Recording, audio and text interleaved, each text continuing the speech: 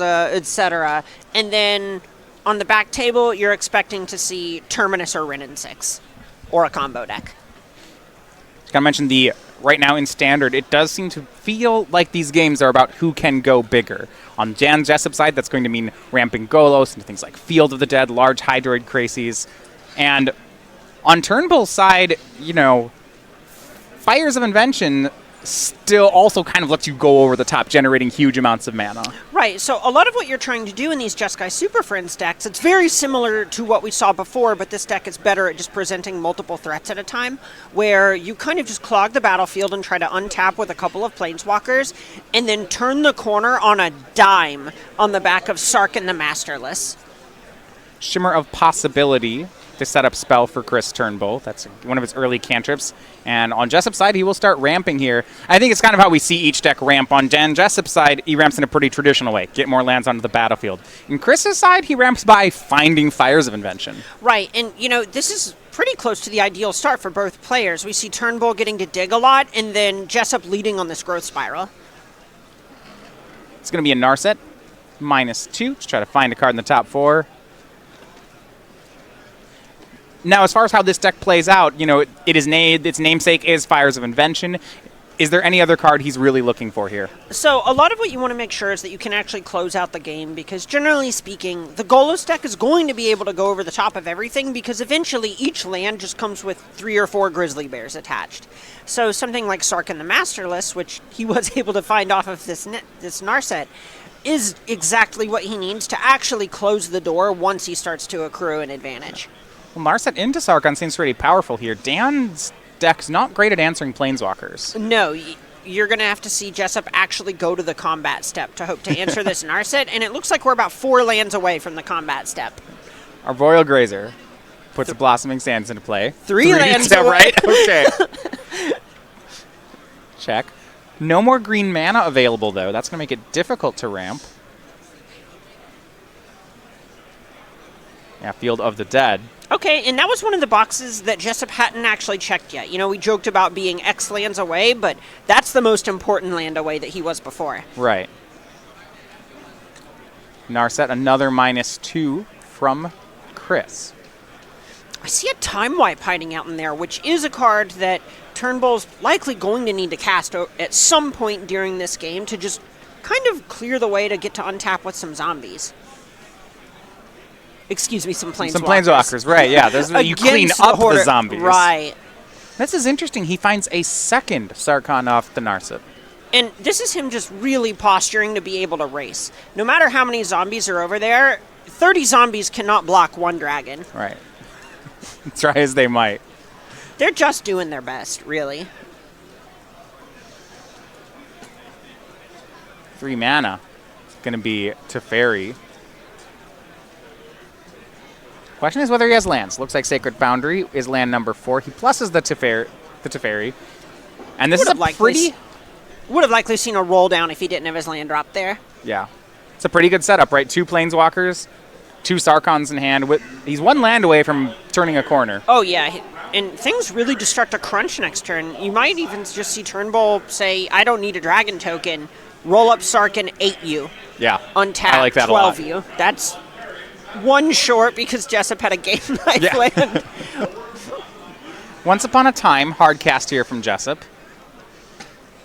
Top 5 is a choice of lands. And this is kind of the problem with Once Upon a Time, sometimes. Well, when you're paying mana for it, it's not a great card. Right. No one's very excited to cast Anticipate in this 2019. Yeah. Well, I suppose when you compare it to the Shimmer of Possibility on Chris's side, it's not that much worse. Well, that's true. Shimmer gets anything. Yeah, this is green instead of blue, so it's just got to be worse at it.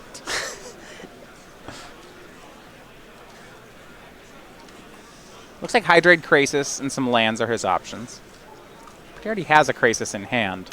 Turnbull just showing off how many ways he has to kill Jessup in his hand. Yeah. Really, on Jessup's side, you're hoping that Turnbull doesn't have a 5th land. Right, a 5th untapped land as well, because one of the things about this Fires deck is you frequently see them lean into the temples just for that selection in order to try and find the namesake. That's actually interesting. You do not see temples, and there are in the deck. We see 3 Temple of Epiphany, a Temple of Triumph. Other than that, full 12 shock lands. Right, and that's just Turnbull saying, especially when you lean into the Planeswalker sub-theme, you want to be able to actually cast your spells on curve. Yeah, that matters. They don't translate as well to the late game. Right, Teferi, Narset, etc. are not as great when you're behind. We've seen that in Jeskai Super Friends. It's the turns 3, 4, 5, 6 are kind of where the meat of the deck happens. Yes, exactly. All right, Dan's 1 land away. Krasis from Dan. Now, does not get to draw a card off it. There's a Narset on the table. Oof. Yeah, he points there. Yeah, it's just a 2/2 flyer. Oof. And it shows just how difficult it is for the deck to attack. Right, and this is Jessup realizing that the Sarkhan's probably coming down, it's going to attack, and this Krasis can at least pressure a Planeswalker. Yeah. Sarkhan the Masterless play here from Turnbull. But this does mean the Krasis on the battlefield will give Dan a way to attack down Narset. That's why he cast it. Right, so now it's sort of a question for Turnbull if he wants to protect this Narset by minusing Making the a dragon. Sarkhan. Right.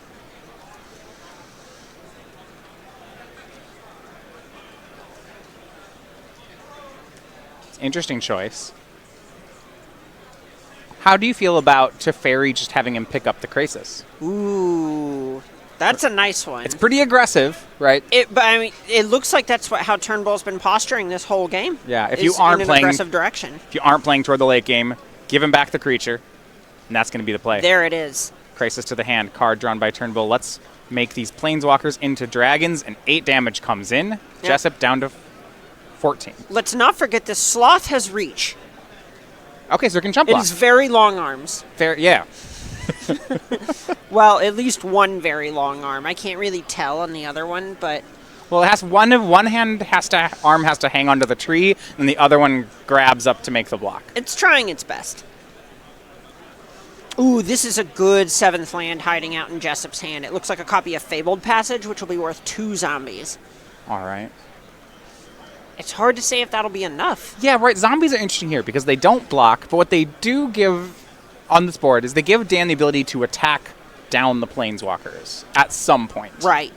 So one of the things that we could also see here is Turnbull -3 Sarkhan, cast the new Sarkhan and -3 that Sarkhan, and all of a sudden you just see a situation where zombies can't even attack because there are 2 dragons, and with Sarkhan's passive ability, they just get pinged every time they attack by the dragons. 7th land is Fabled Passage. Here's a zombie.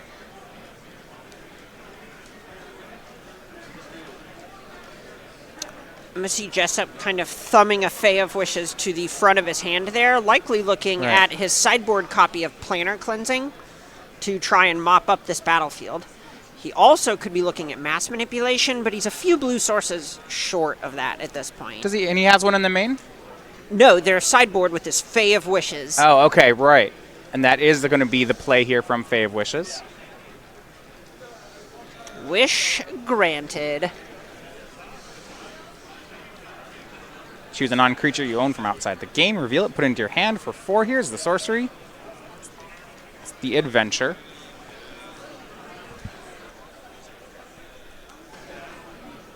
And is Planar Cleansing that was taken out of the sideboard.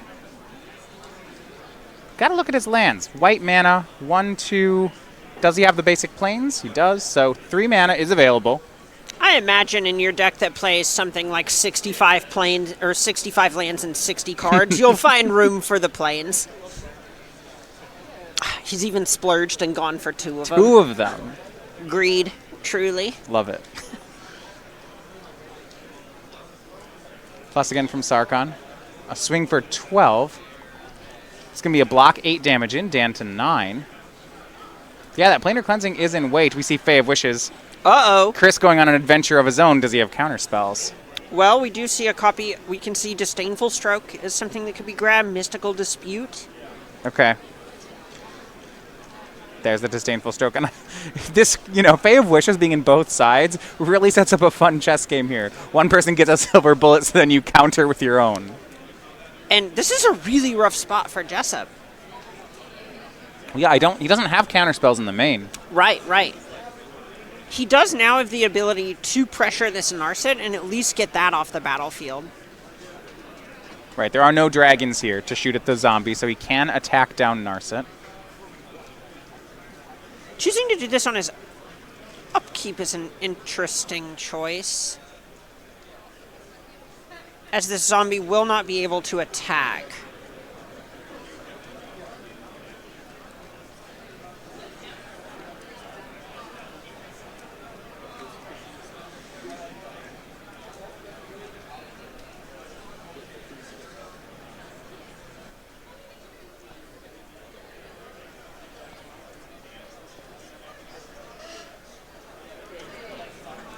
Life totals are going to swap those around. It is Dan who's under pressure here.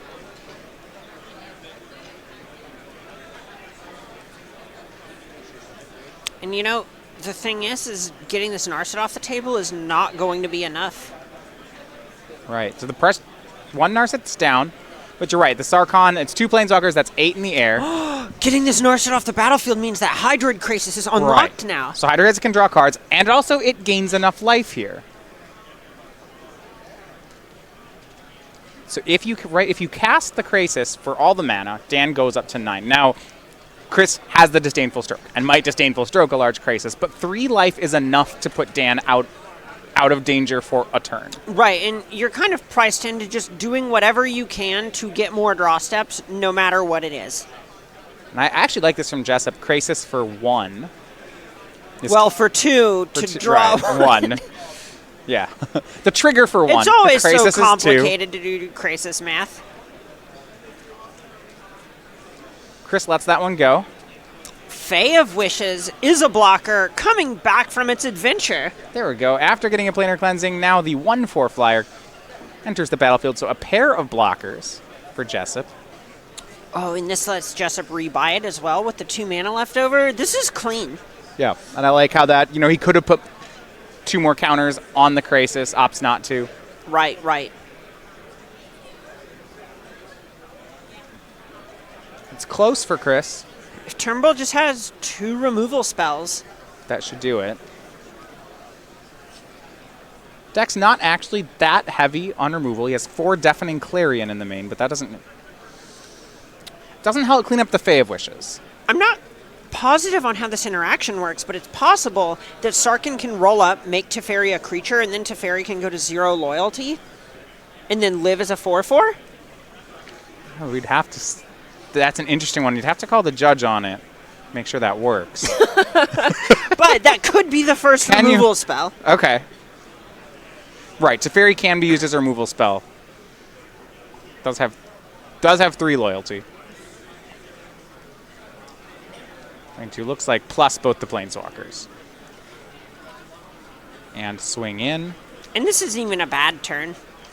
This is exactly what Turnbull wants to be doing, and it's not killing Jessup, but it is putting him further on the back foot, right? It is kind of snowballing that advantage. That's exactly what Planeswalker decks have been doing for 6 months now.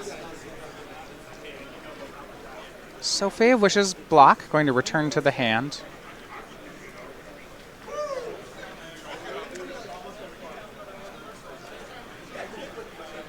Pair of Realm Cloak Giant hitting the bin. Card's not the best against the creatureless deck. No damage. Yeah, the cards Dan has kept is another Field of the Dead and that Planar Cleansing. And now we see Deafening Clarion. At instant speed to take care of the creatures. Interesting. That means that Turnbull's not going to gain life from this combat, since neither creature deals damage. Right.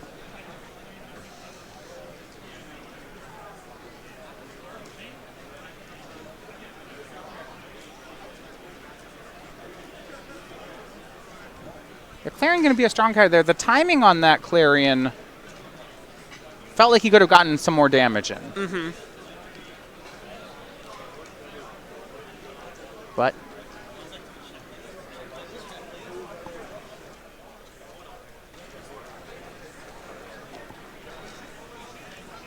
Back over to Dan will go. Another adventure for Fae of Wishes. Let's look what we have in the sideboard. Well, here we're likely going to see Dan get a copy of Veil of Summer. He won't be able to use it as a counterspell because this Teferi's on the battlefield, but he can preempt it. And I like the adaptation here from Chris. He knows that something like that could happen, decides, hey, you don't have planar cleansing mana now that Fae is going on this adventure. He Disdainful Strokes the Fae of Wishes, and Dan picks up the cards. Right. If you counter an adventure spell, the creature doesn't go on the adventure. It only gets exiled if Into it the resolves. Graveyard. Right. Right. It's gone. Jessup's out of blockers.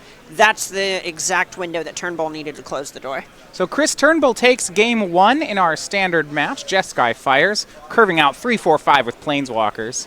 Another update on our standard match. We have game 1 completing there. It's Jim Davis with Burn taking the first game. So things are 1 game apiece here in round 2. Yeah, and, that's not surprising. You're going to see when it's 2 strong teams playing against each other, it's going to be tight the whole match. So we look at the sideboards here, and this is actually pretty interesting because we have Turnbull playing a 4 Fae of Wishes deck. On Dan's side, he actually only has 1. We saw him draw at that game, but only 1 Fae of Wishes. So I guess I'll start with Chris. Because his sideboard is mostly 1-ofs, putting any of these back into the deck actually kind of hurts the deck.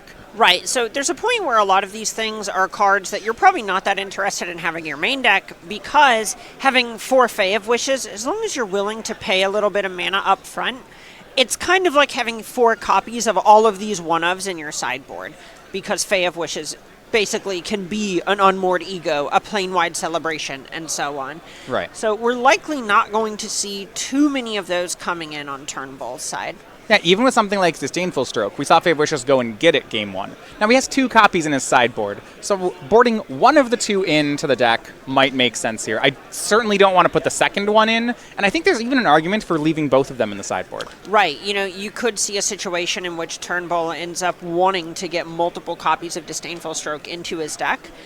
I would probably see the first one come in here, but you don't want to go too heavy on counterspells when Fires of Invention, your main payoff card specifically... Once it's in play, they don't do anything. Exactly. It restricts you to casting spells on your own turn. So the only real card in his sideboard then, and when I say real, I mean a card he intends to board in and board out sometimes, I think are these 3 copies of Mystical Dispute.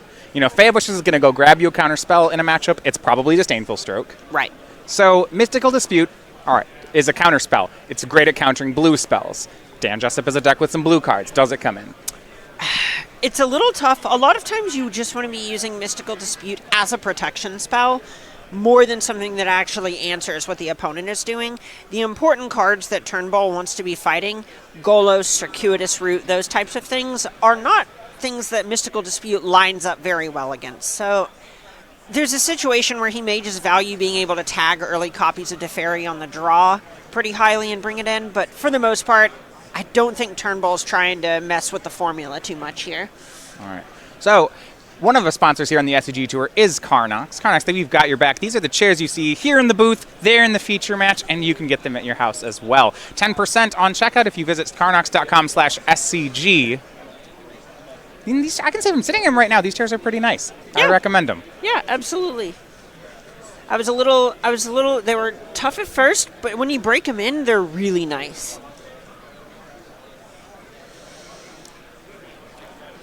So with Chris, we think standing pat. We like his deck list. Right. You can't come into this weekend and just not have Golos on your radar. So if you're not bringing Golos, the assumption is that you have an okay Golos matchup going into it. So I imagine he's just fine where he is. We saw that game. He was never really in that much danger of losing, and it didn't feel like he struggled or did anything that spectacular. He played a Narset, then a Teferi, then a Sarkhan. Right, and I do like how he used Fae of Wishes to protect the board that he'd set up. I mean, when against a deck like Bant Golos with such amazing late game, and I noticed it with the Jeskai in general, when you lose your board, a Planeswalker deck oftentimes has trouble coming back. Exactly. It's a very Planeswalker heavy strategies are very snowbally. Once they start getting 2 or 3 Planeswalkers in play, the decks are very good. They don't rebuild well, and we kind of saw that there. Yeah, absolutely. And a lot of what you're going to see is these Planeswalker decks floundering when they end up behind because your planeswalkers are worth so much more the more times you activate them, which translates to multiple untap steps with them and so on. So you actually need a way to guarantee that you are untapping with them, and that's generally going to come from a critical mass of planeswalkers in this Jeskai deck. Right. 6 card, going to 6 here for Dan Jessup. And we are underway for Game 2, starting with Temple of Mystery. I see Dan setting up a slow game here. Decides to keep a land on top. His hand right now looks to be Growth Spiral, Krasis, Golos, and some lands. Not a bad formula. That's the draw. Yeah. You have the turn 2 Growth Spiral. Some things to ramp into. And here is the Growth Spiral. Land number 3, Azorius Guildgate.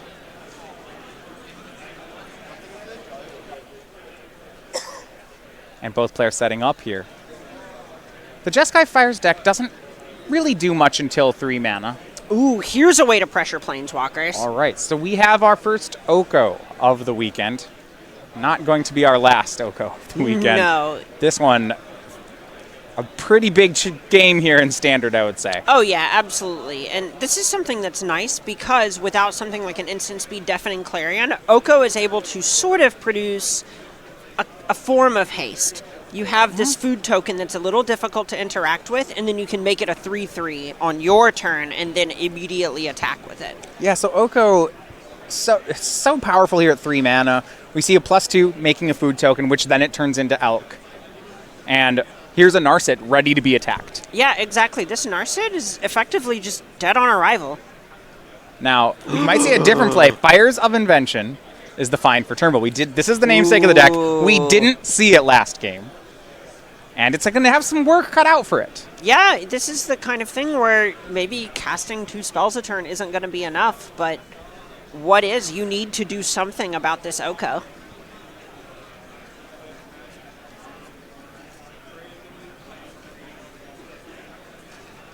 What kind of food do you think Oko makes? Whatever he feels like. For this one particularly. Looks like a golden apple. Okay. 1 bite, and all your worries are gone. Now it's venison. It's going to swing in. Planeswalker down, and Golos follows it up.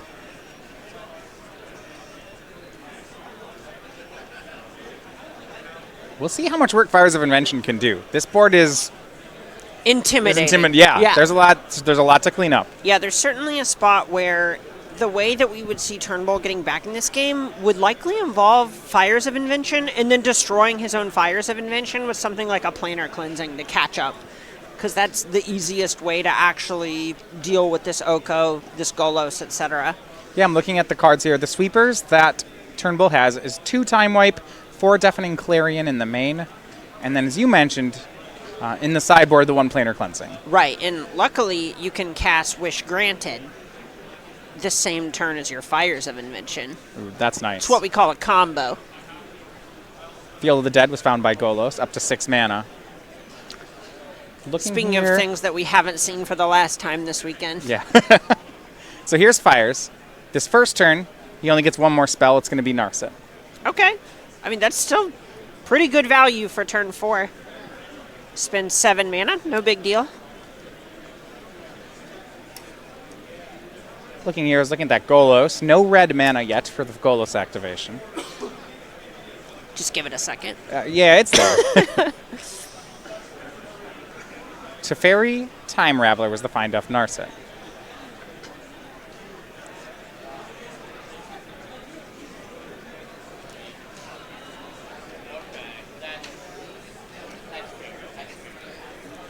Don't expect Narset to stick around very long here. It's just a pair of lands and looks like another Golos in Jessup's hand. Yeah, and is that even that bad? It looks like he has a Kinrith, Returned King. Oh, okay, it's Kenrith. Right. Great. Oko going to make another food here. We see land 7. That's going to bring a zombie. They're making our way into the late game. Still no red mana. Gotta be at least a little bit of a fan of how playable guild gates are. It's because they have different names than better lands. Yeah, yeah. Why play Temple of Mystery when you could have Simic Guildgate? It is neat seeing both those cards in the same deck. You have to do a double take.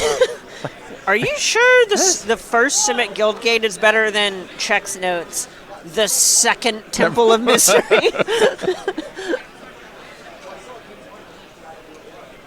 Planeswalker down, back to Chris we go. First spell of the turn is Teferi Time Raveler. This does not feel good. It's not a very efficient use of your free spell. 8-ish mana that you have each turn. Bounces the Elk token, or the food token that wasn't Elk. Finds Deafening Clarion. Plays a Temple here, land 5. And it is going to be Sarkhan as his second spell. That's something. This is something that actually produces a blocker on this battlefield, which is a big, big deal. Makes a dragon, but maybe it made an Elk. Is that so bad? It's not great in the face of a Golos, but it at least is able to block a zombie.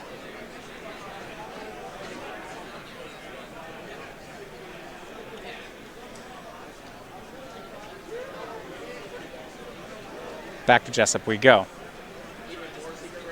Can't trade a food for a dragon. Dragon's a 4/4. So maybe this is the cleanest way to answer it, to just turn it into an Elk. Probably. That's what we're going to see here. You can't even attack into it with Golos because Sarkhan will ping it for 1 and you just get to eat it with the dragon at that point.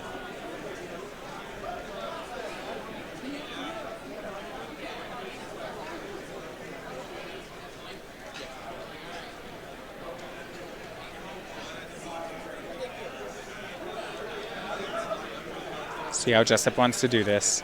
Planes in hand. He's got a lot of options. Yeah. There's certainly a point where something like Kinrith, if you think you're going to get to untap with it, there's a lot of value to be had. Another zombie here on the land drop.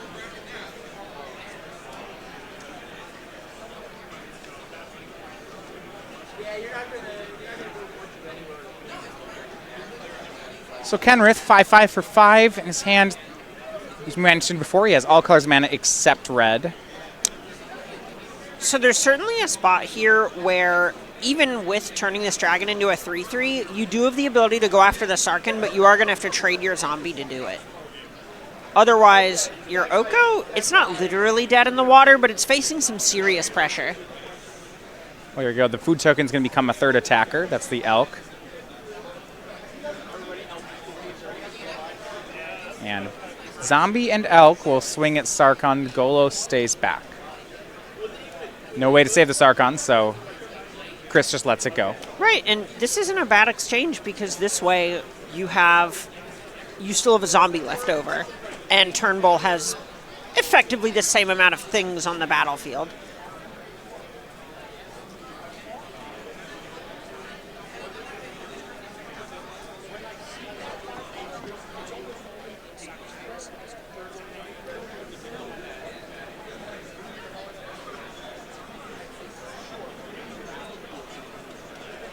More zombies here in play for Dan. And back to Chris we go. Two spells for the turn. This has been interesting. He has Fires of Invention going. Right now it has not helped him turn the corner. No, he's gotten a bit of a mana advantage, but so far a lot of that has just kind of been some glorified wheel spinning with Teferi and Narset. Right, he's getting Planeswalkers that then get attacked down. Exactly. You're not very excited to just have Narset be a shimmer of possibility that gains a couple life, right? Teferi's a plus. And pass. And remember, he can't... Normally, the plus on Teferi not doing anything here because of Fires of Invention. That is not what you want to see. And... yeah, Dan now just has free reign to attack down this board. He draws Circuitous Route, which is actually an excellent draw here. Dan sort of hitting the how do I even lose this game phase. Well, Circuitous Route will find you that red mana. Right. This and make a lot of zombies. Going to run away with it. Right.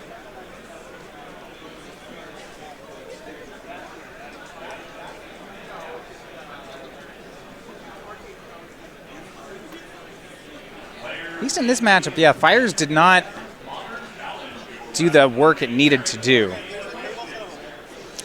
Here's an attack to 2 zombies at Teferi. And this is kind of what happens when your Narsets are only drawing 1 card instead of 2. This is exactly what we've been talking about it being a little bit difficult for your Planeswalker deck to do much if it can't gain any sort of real traction on the battlefield. Circuitous route from Jessup.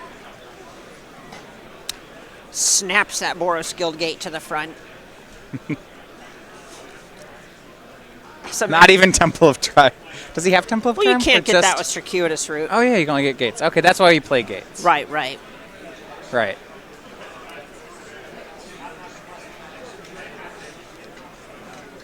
Yeah, gets 2 more Guild Gates, 2 more zombies, passes back. Look there from Kiihne, saying, yeah, it's not looking great. Here's a Deafening Clarion. Can't see if Turnbull stay. Faint, yeah, I suppose. I mean, this is the play.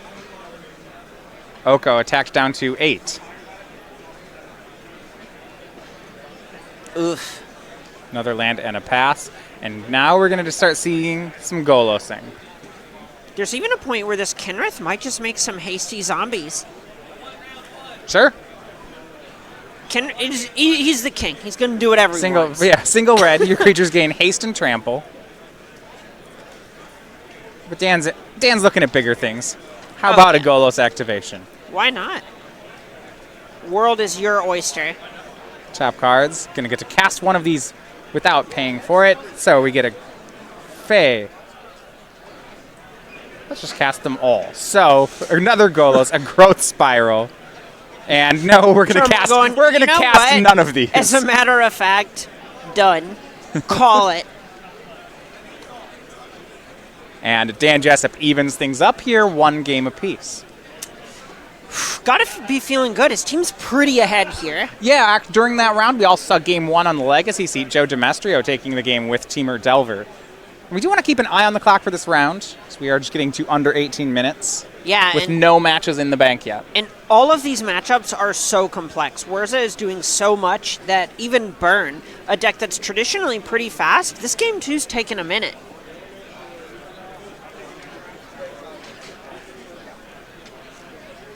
So I want to go back to that game, because that was one where we saw the Jeskai Fires deck honestly have a pretty good draw. He had a turn 3 Narset into a turn 4 Fires, and it really didn't feel like, you know, it didn't do much. And I'd be concerned, I guess, on Chris's side in the matchup if that hand doesn't play here. Right, and a lot of that is just going to come down to the play draw.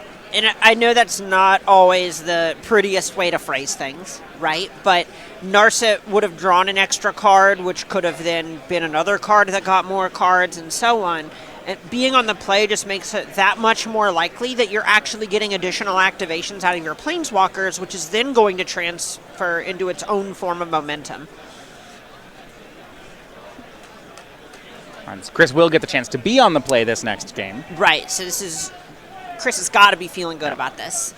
They are on match point now. We said no matches were in the bank. Oof. Now there is. Jim Davis takes game 2. He's a 2-0 winner on the Modern seat. All right, back against the wall for Turnbull. Turnbull and teammate Sam Lawrence both need to pick up, can't drop any more games. And, you know, honestly, I imagine when they registered for this event, they weren't planning on doing too awful much losing anyway, so all according to plan. They'll just win some games. So Star City Games game night. This is tokens and sleeves given away as prizes for winning tournaments at your local store. In October, we are giving away Bark Shadows, the flying vampire. See, I like this. You it's would a reference to the to me, yeah. So hit me with it. So the soap opera Dark Shadows is basically just a soap opera, but everyone is a vampire or a werewolf or things like that. Right. And it's excellent. Is it excellent? Yeah. I mean, with a sales pitch like that, how could it not be?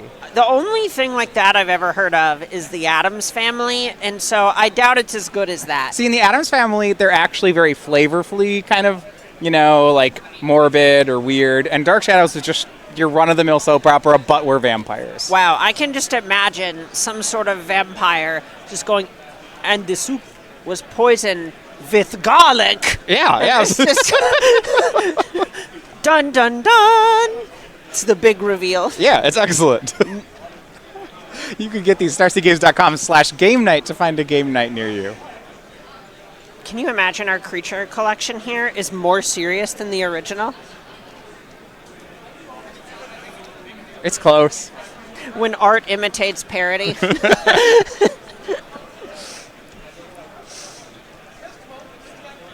Shimmer of Possibility for Turnbull. All right, this is a good start. This can hopefully get him what he needs to actually just get that traction. Yeah, he doesn't actually have to reveal it, but by the way, it's a Fires of Invention. It's what we call the still had all D's. What's Dan gonna do about it? Look, he's gonna like make it to Fairy next turn anyway. It's resolving.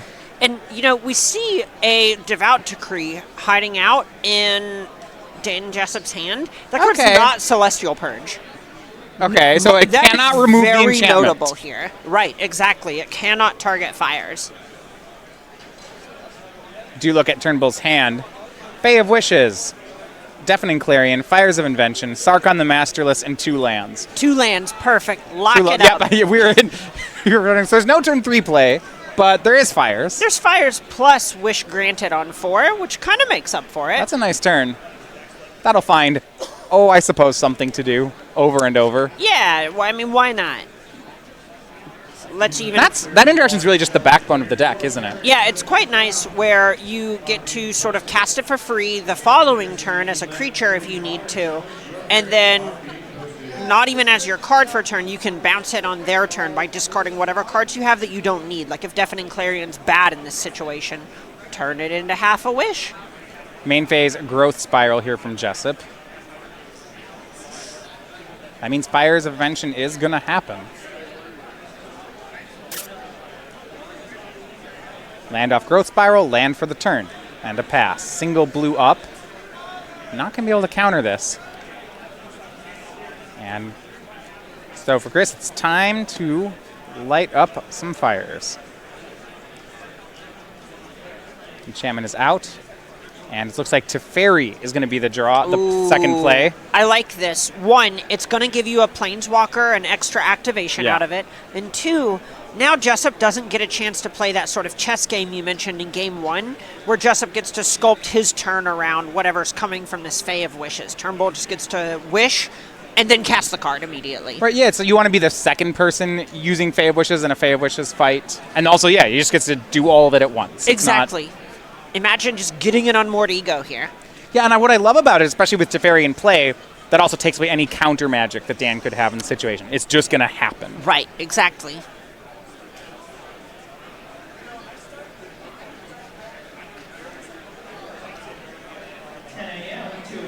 All right. Jessup is going to do some adventuring of his own. Not offering the cut. Hold on, I'm going back in.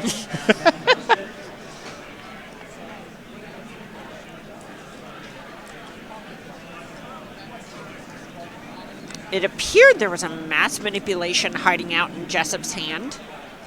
So it's kind of a tough search where you might want your second white source or your 4th blue source.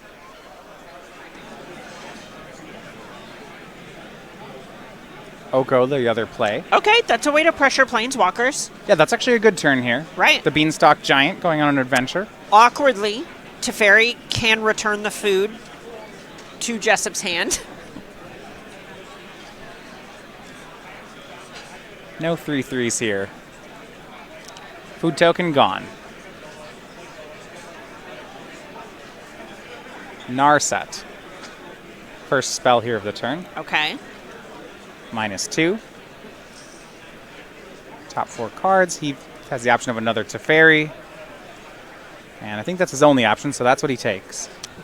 It's possible he's just looking for a way to keep hitting land drops here.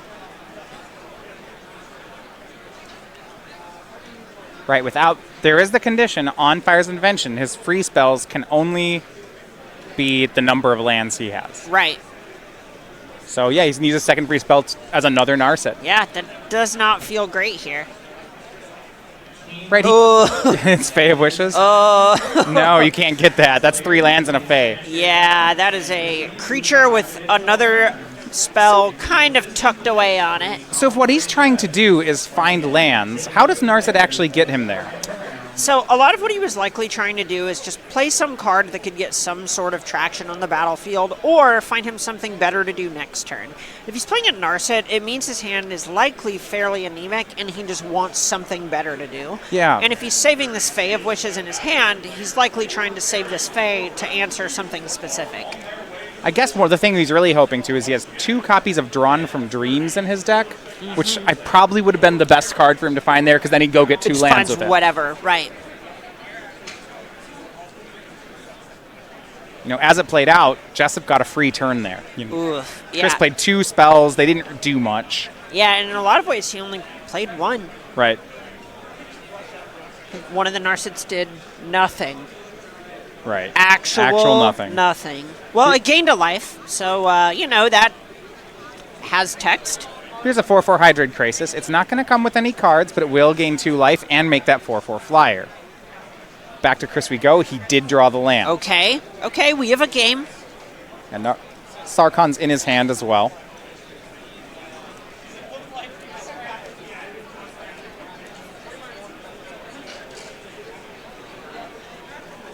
Fire's Invention is such an interesting card. You only get 2 spells. So, Oh, but you get some big spells. oh yeah. It's going to start out with another Narset activation. Top 4 finds Teferi, or looks like second Deafening Clarion. Could just play... All right.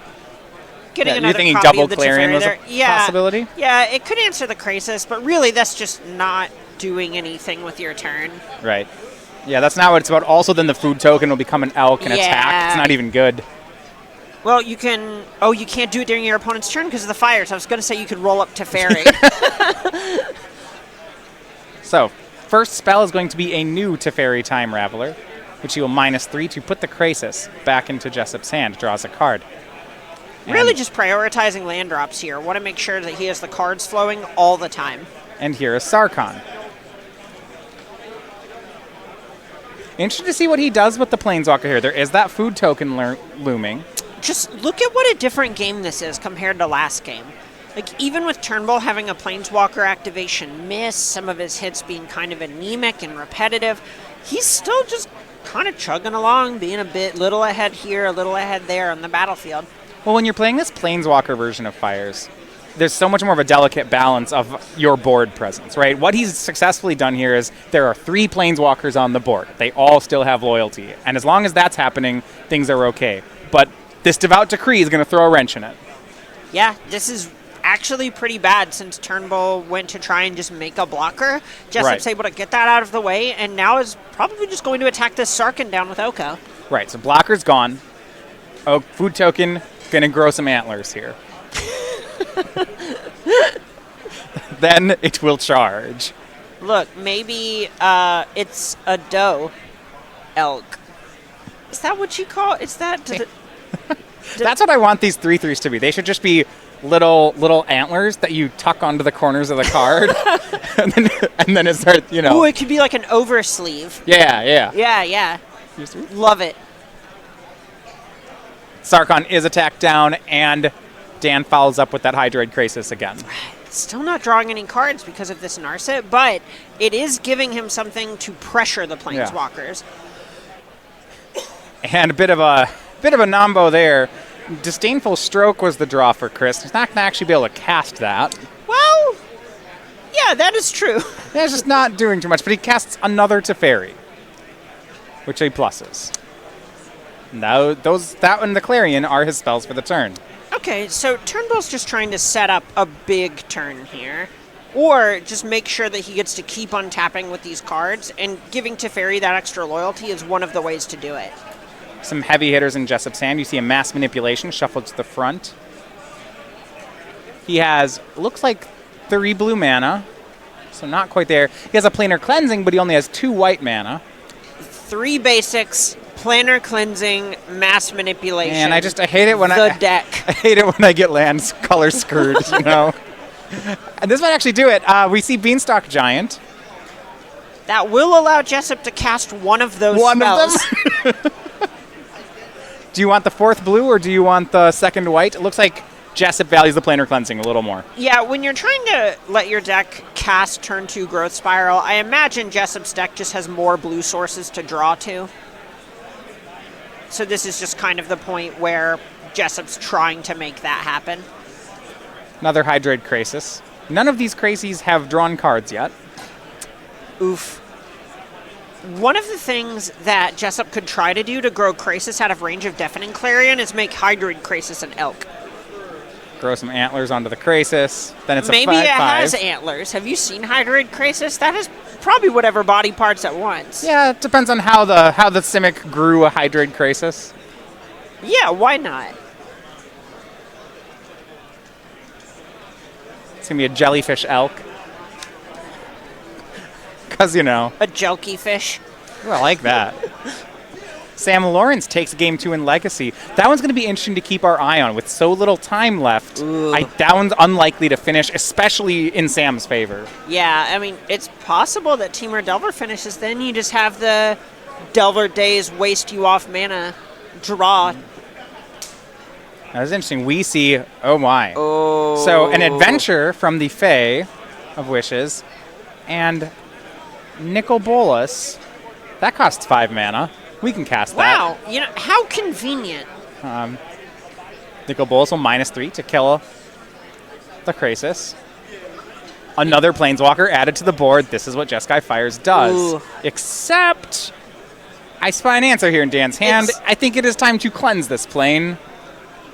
Do you think he might get greedy? Did he just hit a tap blue source? Try to mass manipulation? Planar Cleansing takes care of all of these, and the Fires of Invention. Now, that actually activates the Disdainful Stroke. Chris has a decision here. He has another Fires in his hand. He can start them up again, but he also has a Disdainful Stroke. Right, and that's going to come down to how many threats he has in his hand versus how much he needs to spin his wheels and so on. If he doesn't have that much card draw, there's not that much gain to even playing the Fires if you're not planning to cast, say, 2 big spells a turn.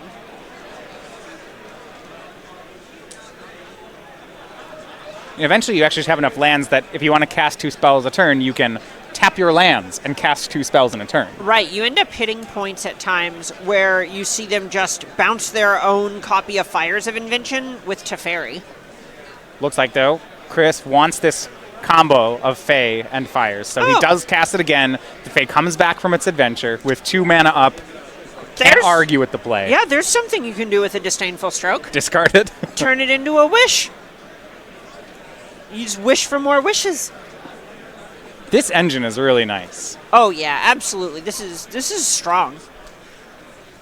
Another Devout Decree in Dan's hand. You mentioned, though, it's not Celestial Purge. It cannot take care of the enchantment. Yeah, and it looks like Jessup might be forced to just cast a Beanstalk Giant.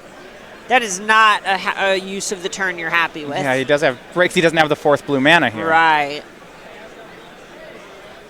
So, Beanstalk Giant comes back from its adventure. Oh yeah, enjoy your vanilla 8/8.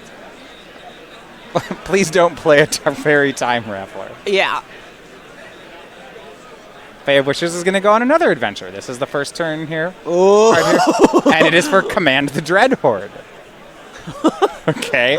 Ooh, Nicol Bolas, Teferi, Sarkhan. That is Cool, 13. Oh, he's at 25 life. I think this is all good. Do you think he's going to get back Oko? Yeah, you got to get the whole band. Yeah, I don't know why you wouldn't get Oko. Oko's Broko. I was going to say, I wanted to see him get his whole band to 4, and then, add an Oko to it.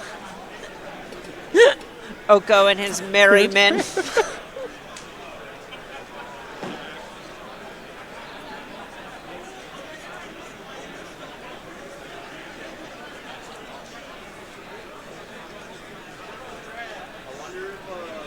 This is what we call an embarrassment of riches situation. A lot of planeswalkers.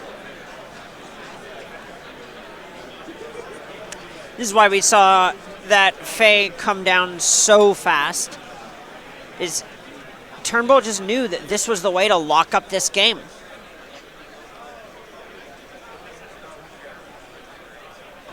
Right, so this game, we do actually know the legacy match they have an extension.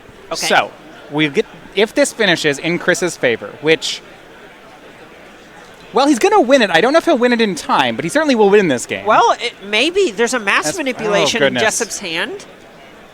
So what if Jessup just rips the blue source and then is able to steal, say, Nicol Bolas and Oko, and then use Nicol Bolas to destroy Sarkhan?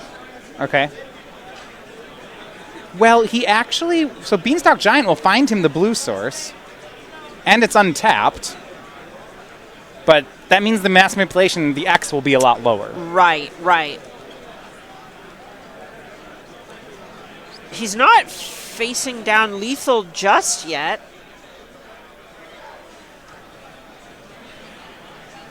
This Devout Decree also takes care of Sarkhan.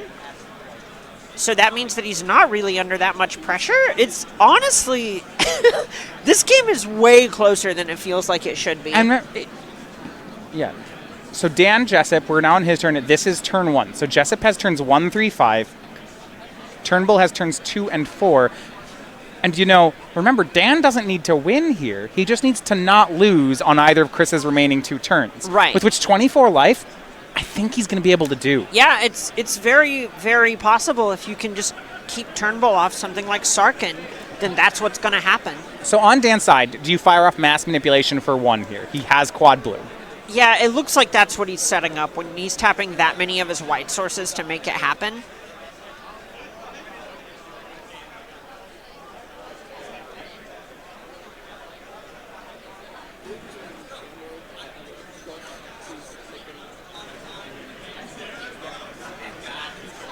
Looks like, actually, Dan's going to wind up for a bigger mass manipulation next turn. Okay. He does have some life points to play with, so he casts Growth Spiral. Exactly. You just tag the Sarkhan and you're not dying. Right. Devout Decree takes care of Sarkhan. So let's count next turn. Untapped land is steal all the Planeswalkers. Yeah. So he has 9 mana right now. Right. Which that's steal 2. And if he draws another land, it's steal 3. Right. So just steal Oko, steal Bolas, steal Teferi. That'll do it. Good luck. Does Chris have a way? We know if he has a counter spell in hand, can he get rid of his own fires and then just hold up a counter? Is that something his deck's capable of? That's something he probably needs to do here. So he could, since Nicol Bolas has the abilities of all Planeswalkers on the battlefield, he could use Nicol Bolas to return Fires of Invention to his hand by using Teferi's -3 ability.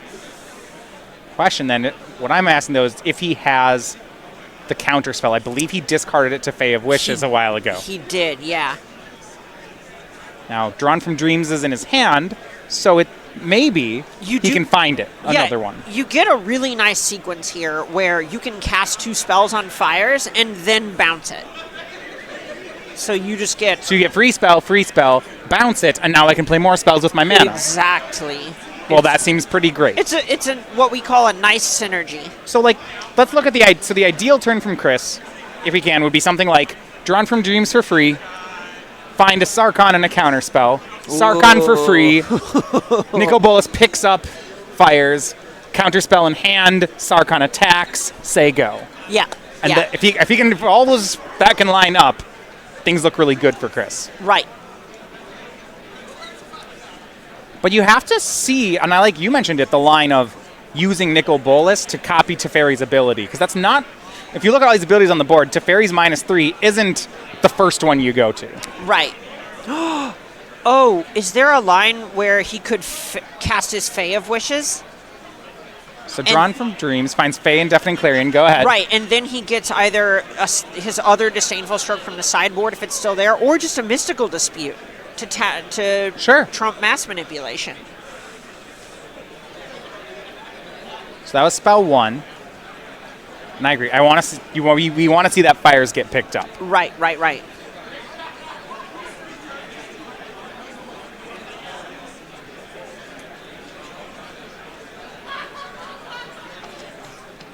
All right. Well, it looks like he's rolled up Nicol Bolas here. Okay, so that means he cannot hold up counter magic. No, he did find a Sarkhan. Okay. But can he turn this food into a 3/3 for lethal? Oh goodness, now we get to count. I love it. 4, 8, 12, 16, 19. Put Jessup to 5. Yeah, it's 19 damage, Jessup down to 5, but Mass Manipulation is going to be on the table. Will it be enough? Unclear. Yeah, no, because it also, now there are some creatures that Jessup has to deal with as well. And Jessup's at 5. Yeah. I guess you get to activate your Planeswalkers as well after you do that. He needs to survive one more tech. He does not find the land. Hydroid Krasis instead of a land? I don't know that it's going to be enough. Only stealing 2 Planeswalkers. I know saying stealing 2 Planeswalkers is worse than stealing 3, but Right. it is so much worse in this situation. That is the difference between life and death. So what does he have to do here, right? He has to steal Nicol Bolas, steal a creature, and then have destroy Sarkhan? It could be, what if it's steal Nicol Bolas, steal Sarkhan, roll down Nicol Bolas on the 4/4 dragon. That's probably getting to survive. The Sarkhan either needs to be stolen or destroyed by Bolas. Right, Sarkhan and Bolas are the two. Bolas lets you tag another thing, so Bolas is basically locked into this. Yep. And then you also see Sarkhan. Ooh, you could also use Nicol Bolas to copy Sarkhan's ability and just make 2 dragons. Okay. He's going to steal Sarkhan and Bolas. Makes sense. Turnbull sure isn't responding. No, he can't cast anything. So you're going to -3 the Bolas. And I think, yep, he's going to make the dragon blocker. Now the question is if you want to just straight up destroy something with Bolas and play it safe. Or make another dragon. Or make a dragon and maybe play to even win the game. Turnbull's at 11. If this Sarkhan gets to untap, Right, Jessup has one more turn. Serious pressure here. -3. It looks like he destroys Chris's dragon as a second option. Playing it a little bit safe. This is something you'll see in a team situation. What I want to know is, did he draw the card when he destroyed it? It's Teferi.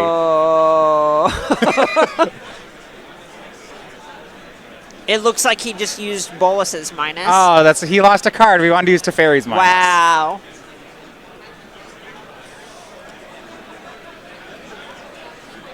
Turn 4. This is the last turn of Chris for the match. It's hard to fault him for missing one of the abilities on the 10 ability Planeswalker. It's one of those things when you're playing online, if you ever right-click a Nicol Bolas, you're just like, oh my goodness. Oh, yeah. This is too much. You start to actually have to, like, scroll. And here's the hard part for Chris. He sees a Fae of Wishes in his hand, and he thinks, hold this on. has to do it. Right? That's what I'd always think when I see this. Come on. Well, it can get the Elder spell. No, that doesn't really matter. Well, the Elder spell could destroy both the Planeswalkers, put the counters on Teferi. No. That's not winning, though, and that's not good enough. Chandra Awakened Inferno. That's 1 point of damage.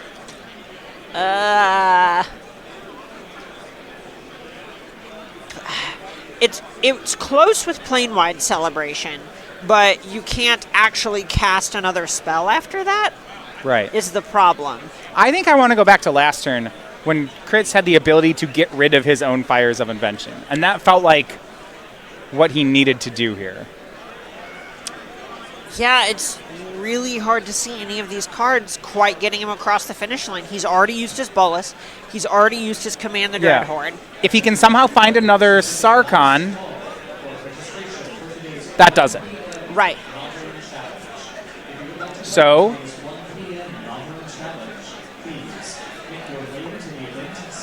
makes a new Teferi, bounces the dragon, draws a card. If he draws into Sarkhan here, it works. It's not the face of someone who drew into a Sarkhan. No.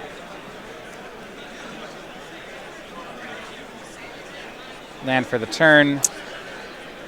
Can't do it. So he instead going to secure that draw by attacking down the Sarkhan.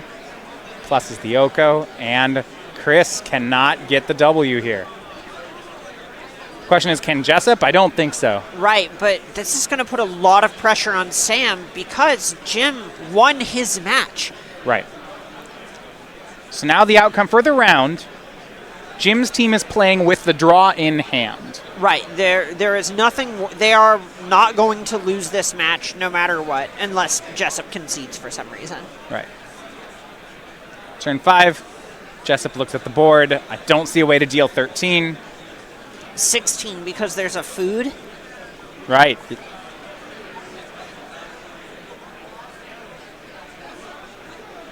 I'll draw a card just to draw a card.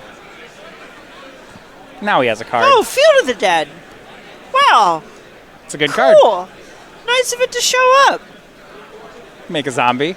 I like that Jessup's going through this.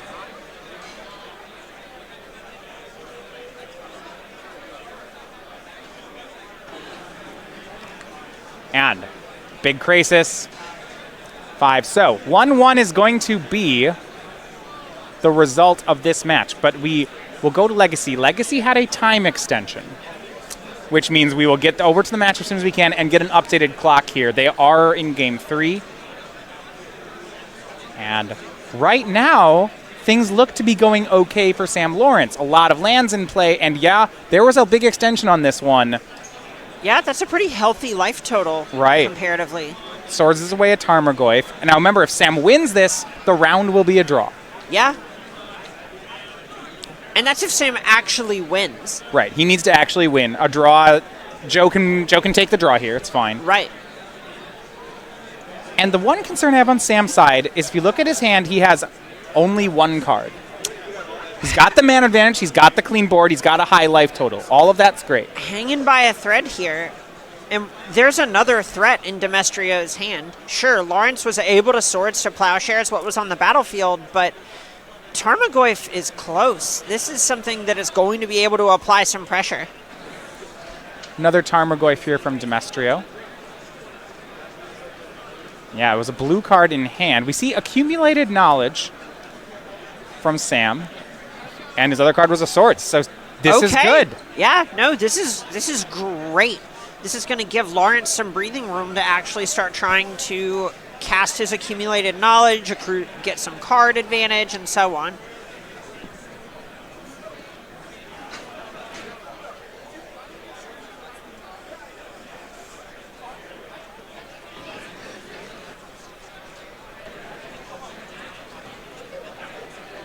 Accumulated Knowledge from Turnbull.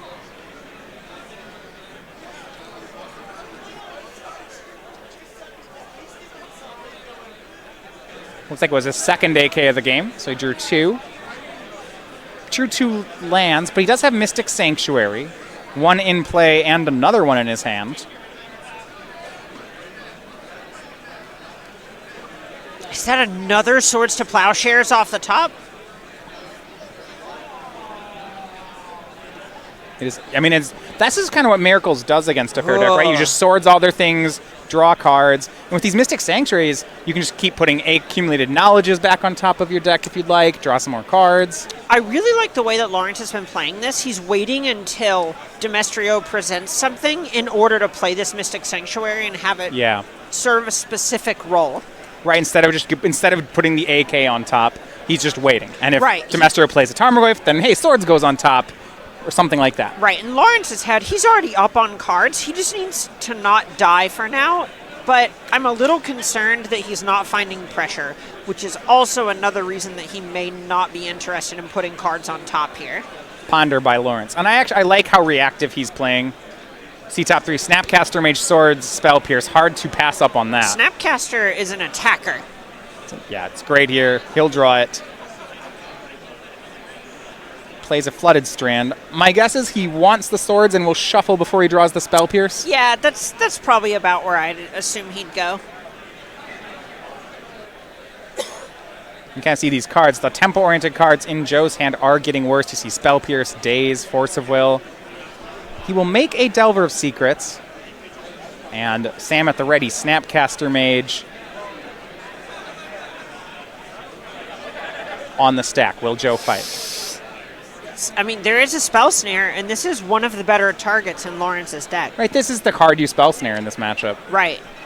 He may just be afraid of something like another AK. Yeah. And I think he is. That would be something you'd be afraid of. But right, You just have to get this up. You'll lose to the Snapcaster. Exactly. That represents another Swords to Plowshares on this Delver of Secrets. So that's countered. Now we know Sam drew another Swords that turn. Yeah. Sam is at 10 here. Swords away the Delver. Sam needs to find a way to end this game. A draw is a loss for him. Right. And this is the clock here. 5 minutes, 40 seconds remaining.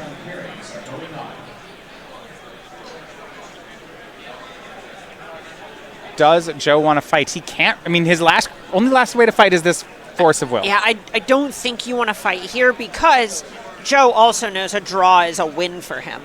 That's the interesting part. If Joe needed to win this game, I think you might Force of Will there. Right, that's a spot where you want to kind of get some sort of advantage, but now Demestrio's kind of thinking, well, if I can just answer, a Monastery Mentor, I win. Right, so because of the match score, there's this unusual thing going on here where as the Teamer Delver player, Joe actually can take the control line. Right. And I think I'm interested to see him do it. He drew Red Elemental Blast that turn. Normally you use it to fight over your opponent's counter spells, to push your threats through. But here, we might see him use it to fight over Turnbull's threats.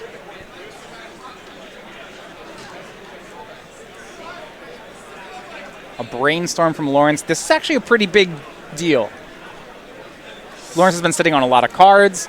This isn't just drawing one. This is drawing two or a virtual 2 or 3. Right. This is exactly why Brainstorm is so powerful, is you pair it with a fetch land, and you get to shuffle away cards that you don't necessarily want. And that's exactly what it'll do. A Stifle from Joe. Says go. Lawrence upkeep going to go ahead and fetch down to 9. And yeah, Sam has just really improved his hand here on that Brainstorm, but let's keep an eye on the clock. I think that's the story here. Yeah, no, there's just over 3 minutes left for Lawrence to literally win the game, to deal 27 points of damage. Demestrio is at, 27. Look at how many cards are in Demestrio's hand. A Jessup wouldn't even do it. And you look at the ways to win here. 3 Snapcaster Mage, 1 Vendilion Click in Lawrence's deck, 3 Jace the Mind Sculptor. That's it. Yeah, and one of those Snapcasters is in the graveyard. Counterbalance, sure. I think Joe's going to walk away with a draw here. Yeah, this is... Oof. And this might be something that Demestrio has to fight because it hurts his ability to fight in the future. Now, it is possible, because we are in Game 3, and they started Game 3 relatively low on clock, that one of these 2 sideboard Monastery Mentors is in the deck. Yes. And for Sam's sake, I hope they are, because he will need that. They really have to be in his deck at this point for him to have much of a shot of winning in 2.5 minutes. Yeah, the idea that you'll chip him down with a Vendilion Click in 2 minutes doesn't sound right. No, not at all. And there's so many good reactive cards in Turnbull's hand, but he has no cantrips. He just hasn't found what he needs yet.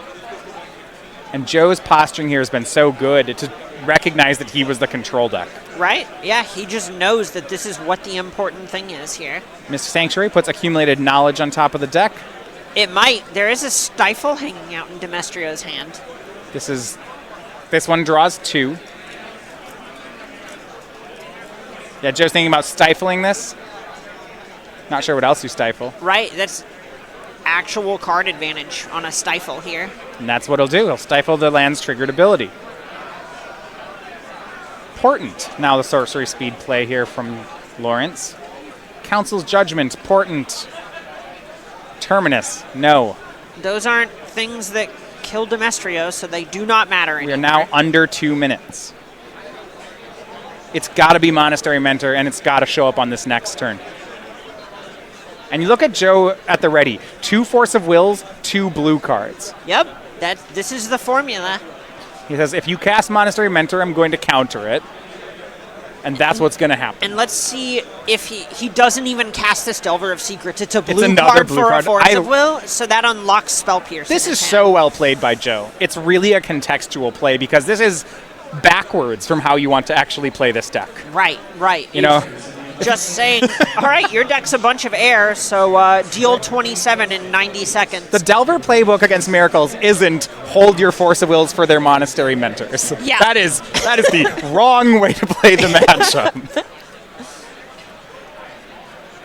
Brainstorm in the stack says, yeah, with Brainstorm in the stack, I'll wasteland your fetch. I love this. Everything Joe's doing is backwards, and it's all correct. Yeah, I might have even just let that resolve instead of fetching, because I think the 10 seconds on the clock shuffle? Are worth more than your 11th land. Land, Force of Will, Terminus, just no help for Lawrence.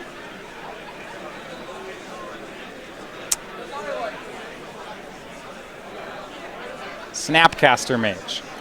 Will Joe Force of Will this?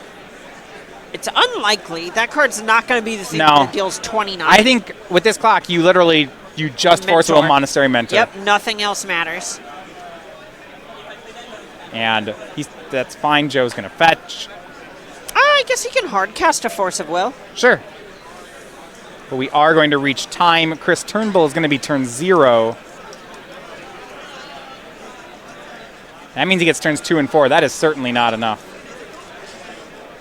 Even if turn 2 produces a Monastery Mentor, which he casts, then he'll get 1 attack on turn 4. I don't think he has enough cantrips in his hand to make that work. Yeah, I was about to say, I guess theoretically he could play the Mentor this turn and then accumulated knowledge into Ponder, into whatever, but it would take so much. Hardcast Force into Hardcast Force back. We are confirmed here on turn 0. I say what? Joe looks at the damage. What's going to get cast back here? Yeah. Is it accumulated knowledge for 2? I think so. Might just be a cantrip, a ponder, perhaps. Yeah, why not? Just let it happen. Right, actually, the top cards of Sam's deck are known right now. They're put back from Brainstorm, so Sam's probably looking for some sort of shuffling effect. Yeah, probably a ponder, because that's a little bit more immediate than important. Yep, and that's what he'll cast. It is ponder. Top cards are Terminus, Fetchland, Council's Judgment. We're going to shuffle those away. Not it. But it's turn 0. Even if he finds a Mentor, it would have to be something like you draw Mentor off this ponder. Your next 2 draws between this ponder and his next draw step are Mentor and Ponder. You cast Mentor, then you start a Ponder chain. Counterbalance is neither of those cards. No, now it's tough. Tarmogoyf to pick up for Demestrio. Does he even care? Teammates say, sure, it's worth casting. It's a blocker. Why not? Sam's at 7. It might actually mess things up. Yeah, and we see Sam hard casting these Force of Wills. That's the point where Daze and Spell Pierce become relevant again. Right. If we had seen, say, an AK from Lawrence, then a Daze would have just countered it. Sam got half the puzzle. He got the Ponder, but he didn't get the Mentor. It's so close. Yeah. He needed something like a Brainstorm giving him both cards there. Top 3 on Ponder, and it's just more permission. And you see Lawrence there, his eyes getting big, going, come on, where is this Mentor? Based on the number of cantrips we've seen, I'm starting to wonder if they're in the deck. Yeah. Or are we just looking for Vendilion Click?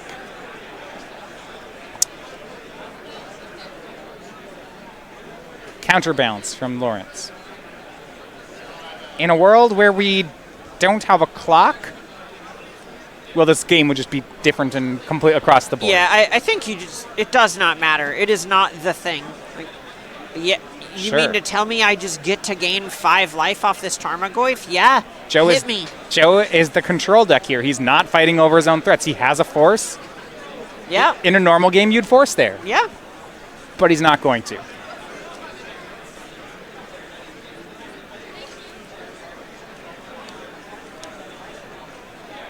Turn 3 is Joe's at 35. Sam does not have an attack of that size. Jace, that was a card. There we go. That was the card he wanted. I think the plan was maybe to have Jace try to mill it out, but this is Sam's last turn. Here's the thing with the Jace. Demestrio could have just not fought over it, and an ult would have given him 7 draws.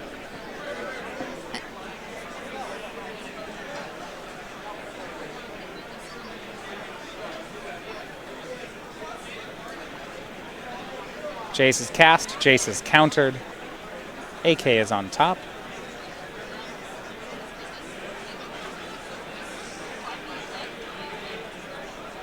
And Sam's going to, he'll counter back to let his Planeswalker resolve. Yeah, why not? And that's a tap out, so Joe gets to Spell Pierce it. Oof. And turn 5 belongs to Demestrio, so Trigger Delver. there we go. It transforms and attacks Sam down to 4. But a strange trio of matches here. Only one of them finishes, and that one is Jim Davis. 2-0 in Modern, ends up carrying the round, and the team of Davis, Demestrio, and Jessup improves to 2-0. What a slog. There was so much happening. It didn't even feel like anybody was playing slowly. There is just so much going on in these games. No one's playing slowly, and what I really want to drive home with Dan Jessup and Joe Demestrio is their adaptive play here. We saw Joe decide to play control out of Temur Delver. We saw Dan Jessup do a similar thing against the Jeskai Fires deck. Yeah, like rather than actually having to go for the throat, he just kind of wants to cover some bases and make sure he doesn't die. Right, and both of them do that. They recognize the clock, they change their play here, and their opponents don't adapt enough. Right, and that's sort of the benefit of playing something aggressive like Burn that closes its match out one way or another, is you get to kind of have these new plans. Mm-hmm. And so as is, they're